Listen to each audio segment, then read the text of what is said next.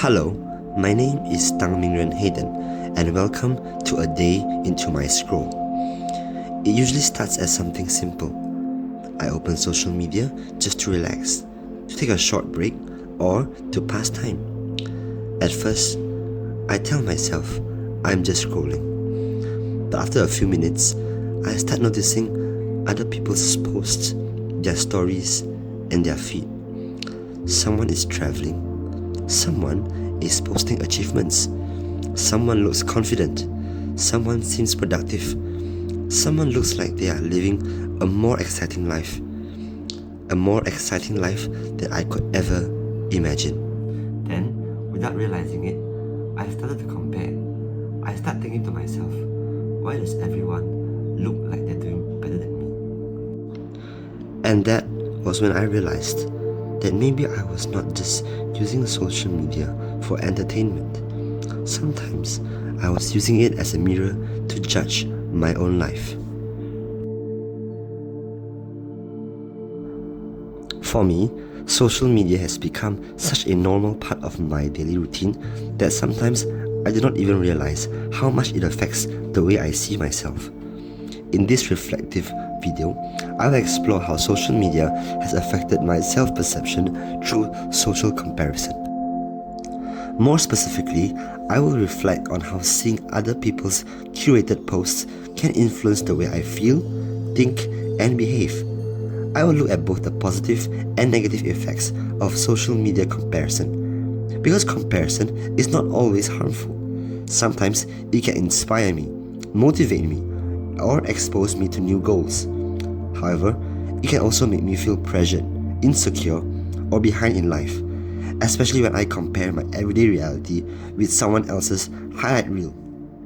Hence, throughout this reflection, I want to explore how social media encourages social comparison, how it's connected to psychological theories, and how I can learn to use it more mindfully.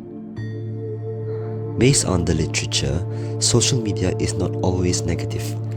Scrolling can sometimes inspire motivation and connection, especially when I see content that encourages me or helps me feel related to others. However, social comparison happens when people evaluate themselves in relation to others. On social media, this can happen easily because I may compare my own life, appearance, or achievements with what other people post. The problem is that social media posts are often curated, filtered, and selective. They do not show the full reality of someone's life. Therefore, the impact of social media depends on how and why I use it. It can inspire me, but it can also affect my self-perception when I start comparing too much. So, this literature helps us understand that social media is not inherently good or bad. Its outcome and effect depends entirely on our mindset, our emotional state, and the way we interpret what we see online. And now, we're gonna connect our scrolling habits to psychological theories such as the social comparison theory and the self-presentation theory. So, the first theory that I use to better understand my own experiences is the social comparison theory. The social comparison theory was first proposed by Festinger in 1954. The theory suggests that people naturally compare themselves with others in order to better understand themselves and to evaluate their opinions, their behaviors, and their progress. In the context of social media, this comparison becomes very easy because I'm constantly exposed to other people's lives, their achievements, their appearance, and their lifestyles. When I see someone who seems more successful, confident, or productive, I may use them as a standard to judge myself. So, the social comparison theory can be understood through three main comparison methods. The first is upwards comparison. We compare ourselves to those who we perceive as more successful than us. For example, they're more attractive, they're more productive, they have a better lifestyle than us. And this is the most common type of comparison in social media because people on social media are more likely to post themselves in a very good light and they're most likely to share their best moments. The second comparison method is downward comparison. So we compare ourselves to those who we perceive as worse off than us. Now, this might make me feel temporarily better. However, it still involves the act of judging others. The third is lateral comparison. It's where I compare myself with people who seem similar to me, similar in some life aspects. For example, their age, their background, their gender. And this type of comparison might seem the most personal because we might always think to ourselves, if we are so similar to them, why are they doing better than us?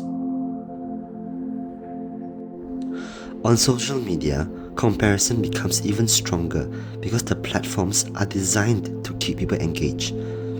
Features such as endless scrolling, likes, comments, stories, and recommended posts make it easy to keep consuming content. Predictive algorithms also show users content based on their past viewing habits. This means that if I often engage with lifestyle, with beauty, with productivity, or achievement-related content, similar content may keep appearing on my feed to keep me engaged. As a result, I may consciously or subconsciously compare myself with what I see. Even if I do not intend to compare, repeated exposure to other people's curated lives can slowly influence how I evaluate myself. This can sometimes be positive because it may encourage self-improvement and motivate myself to do better.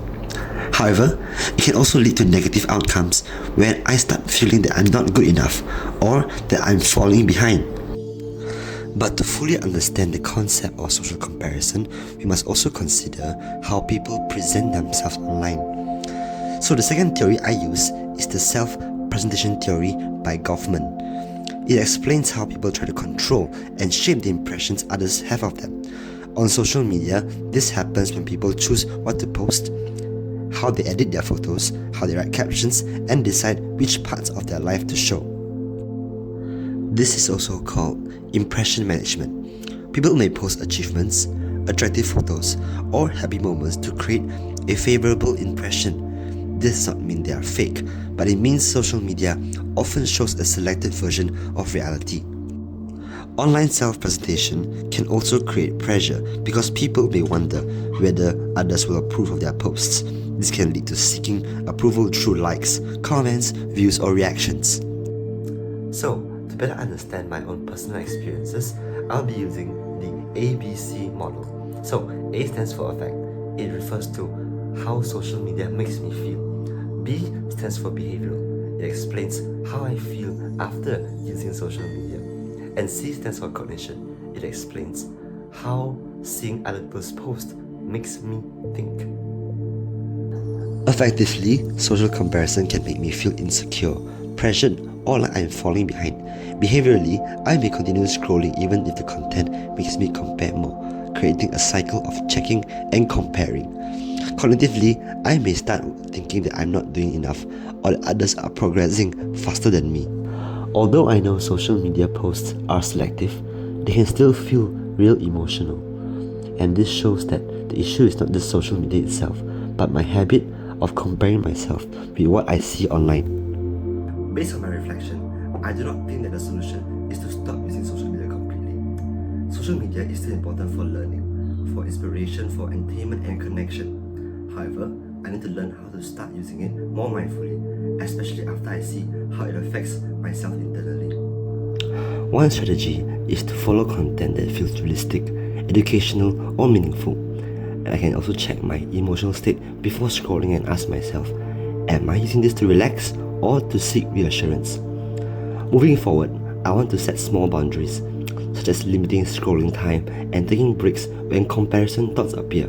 More importantly, I need to remind myself that social media posts are selected moments, not complete realities.